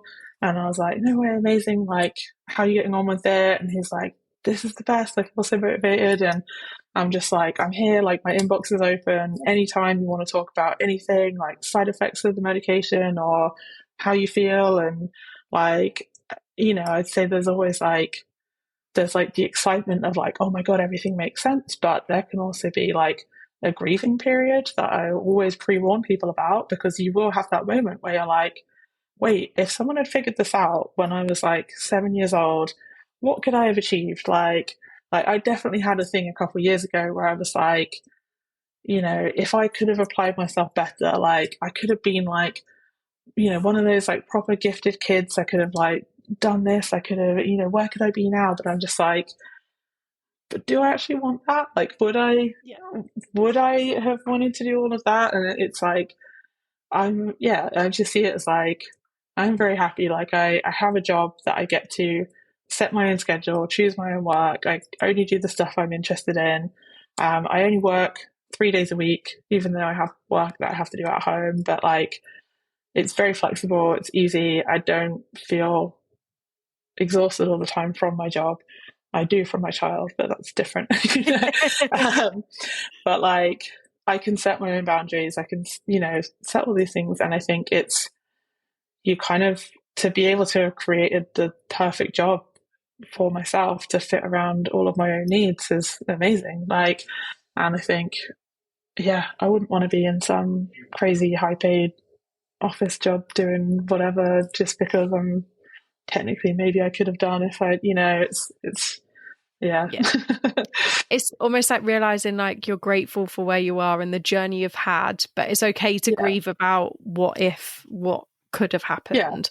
And I think Yeah. like that's, yeah, I can resonate with that as well. And I think like it's like I've got endometriosis, and I always think like, what if somebody had actually caught that when I was 16, not like when I was Yeah. 27?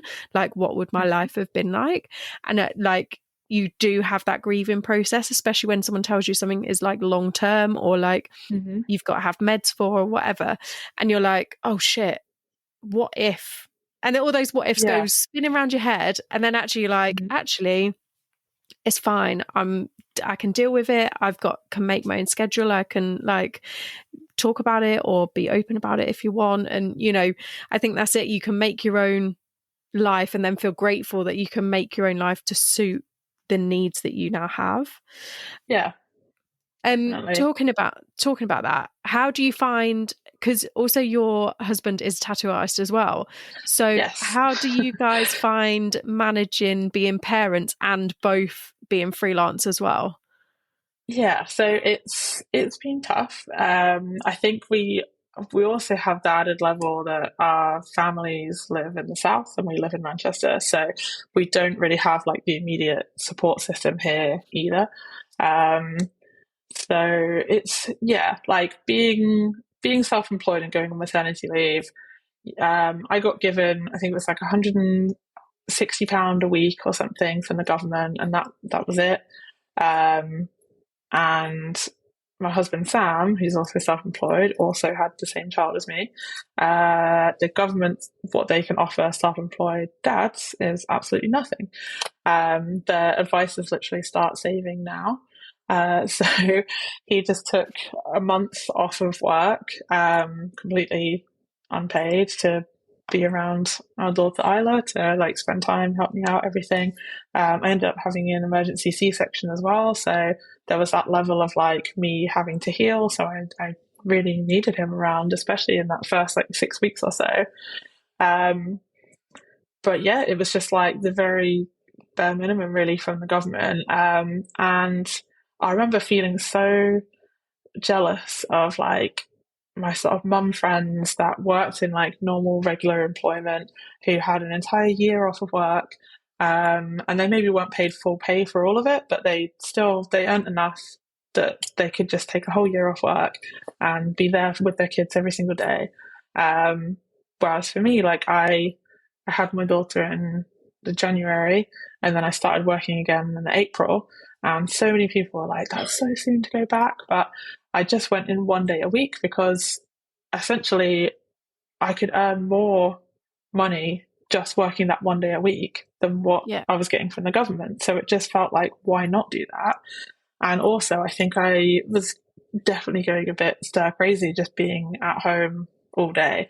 So I think having that one day a week gave me that little bit of independence, that little taste of my old life back, the ability to earn a little bit of money for myself, and just kind of have that like day to kind of reset and then be ready to go into the next week.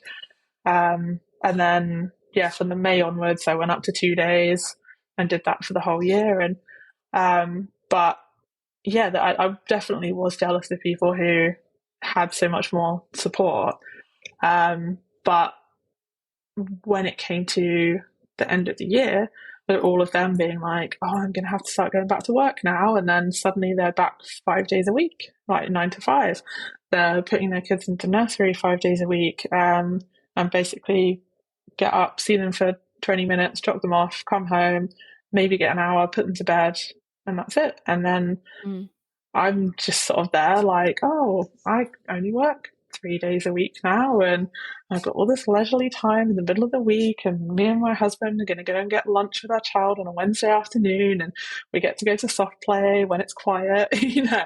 Yeah, And I yeah. think I really realized that the flexibility was so much of a benefit to just like figure out our working week the way that was like best for us. And I think at first we were just doing sort of, I think I did 2 days a week, he did 3 days a week, and then we had 2 days off together. So anytime I was at work, he was at home with her, and then anytime he was at work, I was at home with her. Which again, even just from his perspective, to have that much one-on-one time with his daughter is something that most dads don't get, and it's a real kind of luxury. Um, but it was all this thing of essentially we are two people working one person's shift at work. Um, so we only really had like one income in quotes split between us. And it was harder because we just didn't have that ability to say, I'm just going to go in an extra day this week, or I just need to do this. And then also you're spending the majority of your week looking after a kid by yourself, which is very, very tiring. And I think Yeah. especially once she started like walking, like she's a very active kid. I'm not like pre-diagnosing her or anything, but I think the apple doesn't fall far from the tree. So she has a lot of energy. She's got a lot of character. She's incredible.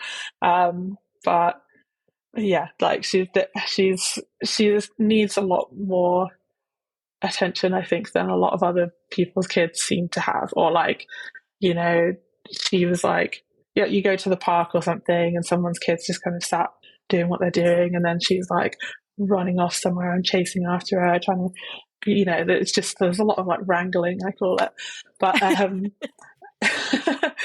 yeah, essentially it just got to a point where we were just like, we just need some kind of time where we're not either parenting or working.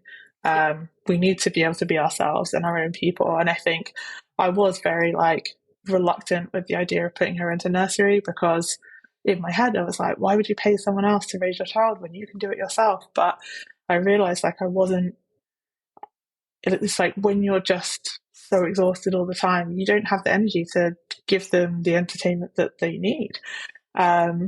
So we started her off like just doing like one full day and a couple of half days, and we've just gone up to like 3 full days like semi recently. But it's meant that, yeah, essentially I've got a day completely to myself to get my work done, do my admin, do all my drawing, or sit and watch 4 movies in a row if I want to, or both. Yeah.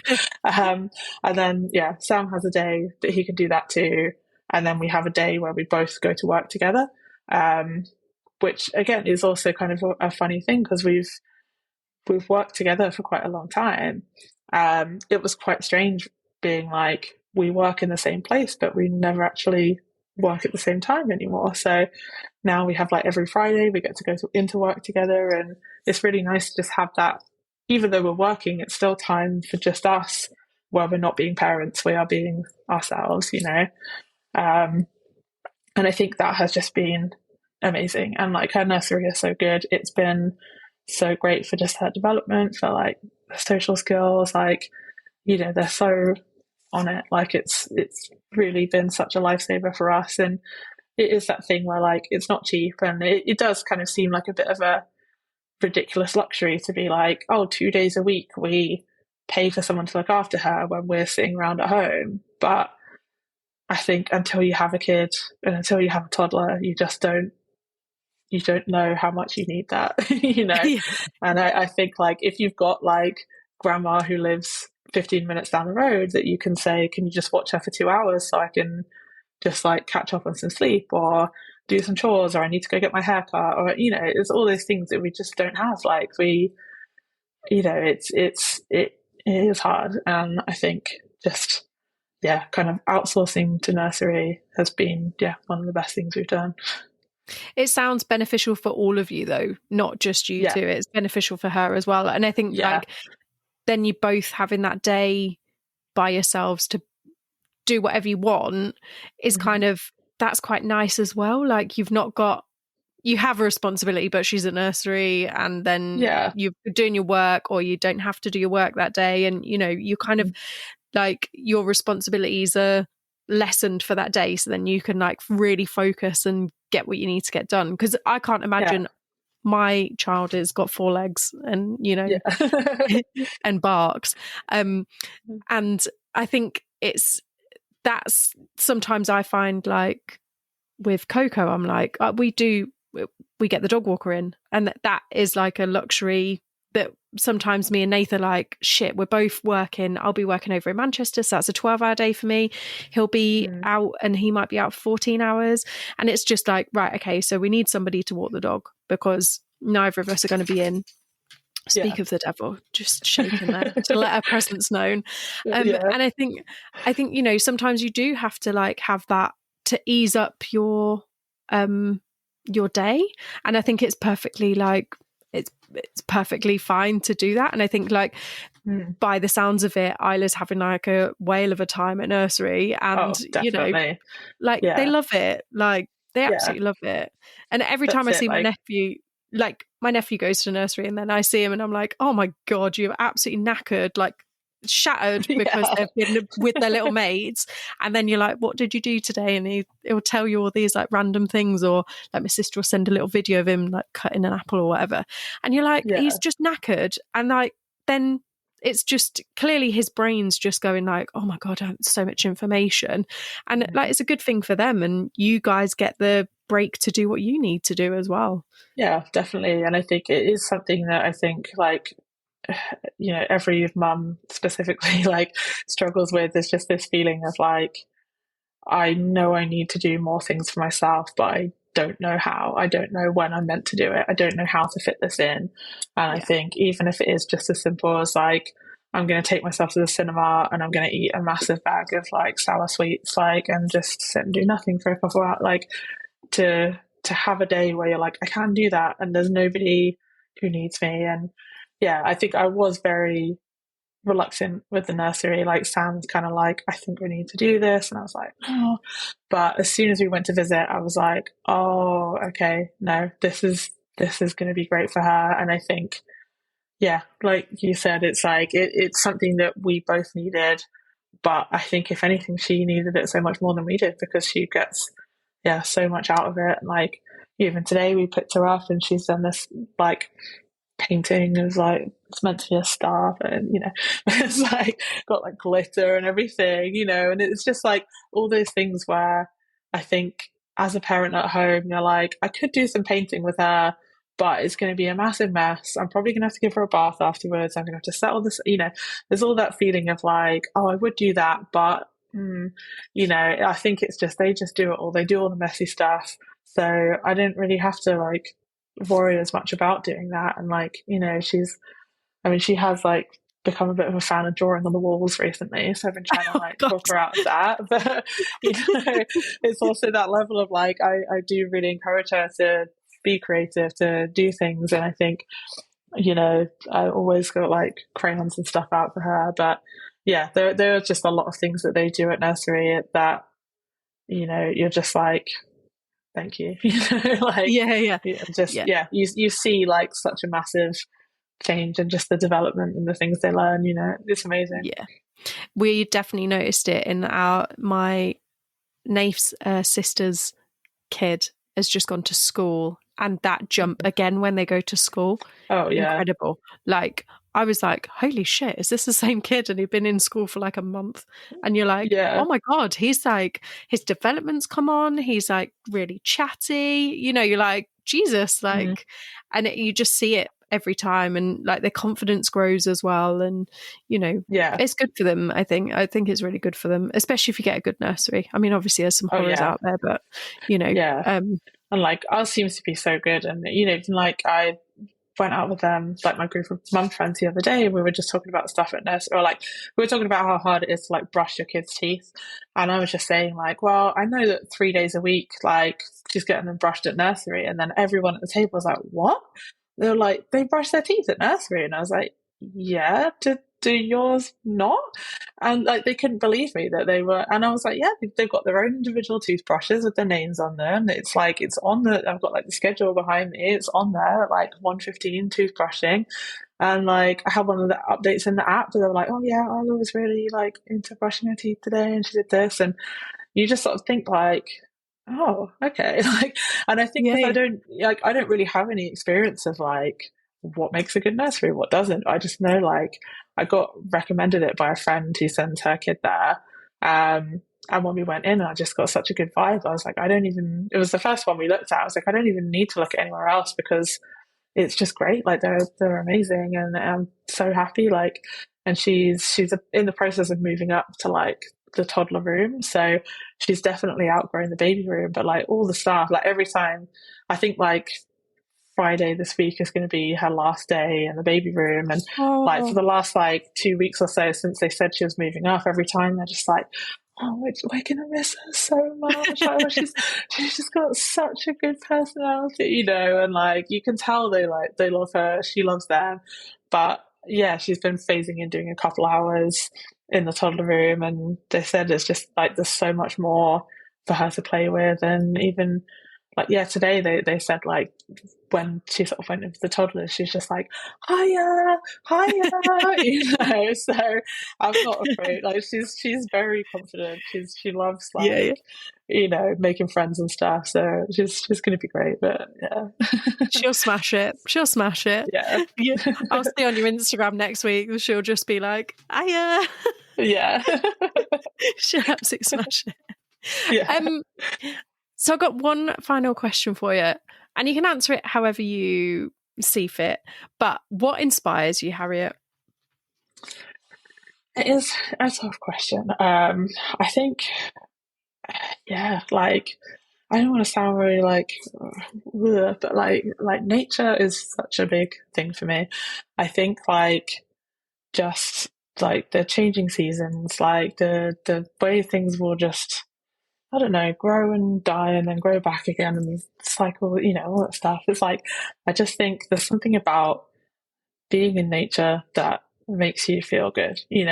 I think like I love just like, yeah, going on nice walks, and just, yeah, like seeing the seasons change, noticing all the things around you. Like I do, I feel like I pay so much attention to all of it, and that it's like I always get excited by like, oh my god, like the crocuses are out, that means it's springtime now. And like, I mean, especially like this time of year when all the leaves have gone orange. Like orange is my favorite color. It makes me feel incredibly happy whenever I look at it. Like in autumn time, I'm walking around in my local park just like a kid in a candy shop, just like, Yeah. this is the best thing ever. But it makes me feel just like invigorated. And I think it's like this natural way of seeing the passing of time. And I think it just, yeah, I love it. Like I think it is the thing that inspires me the most, and I think that's why it comes through so much in my work. Like I think just, yeah, I just absolutely love it. And I think that, I mean, the other thing, obviously, like movies, TV, like that there's always going to be a million like artists and stuff, but generally it's just, yeah, I would say that probably is my biggest inspiration. Yeah. Yeah. Yeah. I'm with you. I look at the so where we're sat, where we live on top of the valley, the trees change, and as the trees get more like burnt orange, I always say to Nathan, it looks like the sun's just kissed them because they just start Yeah. to like turn a little bit. And like Yeah. it's just so nice to go out for a walk, and it feels a bit crisp, and you're like, oh, and maybe it's a bit Yeah. damp in the air, and you're like, oh yeah, winter's coming or whatever. But yeah, I think nature's like one of the biggest things Yeah. especially for visual people. Like it changes so Exactly. like Yeah. rapidly to a sense. Hmm. But yeah, like I was talking to a friend recently actually just about like looking at the leaves changing, and I was saying like it's interesting, like the first ones to change are the ones that the light hits the most. Yeah. And I was like, there's something poetic in that I can't quite put my finger on right now, but I think it, there's Yeah. something Yeah. in it, Yeah. But I Yeah. think, yeah, just this idea that like the ones that get the most sunlight are the ones that, yeah, that change first, but they're also the ones, I guess, that drop first. And I think, yeah, like maybe there's a thing where sometimes you feel like the green leaf hiding at the back, and then Yeah. now you're at the point where you finally get to go orange. Like Yeah. Yeah. I think I definitely feel like I relate more to those ones. But, yeah, Yeah. I think it's just, it's just, yeah, thoughts like that. I think it's just, yeah, It's a nice, good and thing. I think it's all the colours, and like you're saying, I love seeing all the tulips come up and the daffodils, and Mm, like you just, oh yeah, all the colours, and yeah, it's just funny. It's just not like it's just nice. I think it's yeah. nice to walk in nature and be like, oh, there's a bit of moss, and like touch stuff, and then see all the Oh, like yeah. mushrooms, and like, oh my god. And me and Nath drove back from Edinburgh the other day, and I saw two birds that I'd not seen before, and I was like, oh my god, I need to Yeah. get my app out, and I was like, the birds. And Yeah. like I mean, even couldn't for get. me, like while I was in America, like I saw like a blue jay, and I was just like, "Oh my god, guys, there's a blue!" And they see blue jays. My friends see blue jays all the time. It means nothing to them, and I'm like freaking out because I'm like, "I just saw a blue jay. Like, this is the best thing in the world," Yeah, yeah. Like, it's just, yeah, I can't help it. Yeah, no, I'm with you. The bird thing has only come to me in the last couple of years, and I'm Oh, like yeah, obsessed, absolutely yeah, obsessed. big fan, Um, big fan. yeah, they're just beautiful. Mm. But yeah, thank you so much for sharing so much with me today, and it has been so lovely to get to know you a little bit more and not be tattooed while we're having a chat, which is Yeah. pleasant. We get to talk without you being in pain for once. But yeah, thank you so much for having me. Like, I really appreciate you asking me on, and yeah, it's been great to just have an opportunity to chat. And yeah, I've really enjoyed it. Thank you for listening to this week's episode. I hope you enjoyed it. Please rate, follow and share, as it really helps this little podcast out. And if you have found value in the podcast and you have the means to, I do have a Buy Me a Coffee link in the show notes. This will help keep the podcast going. Join me next week for another fantastic guest. Bye!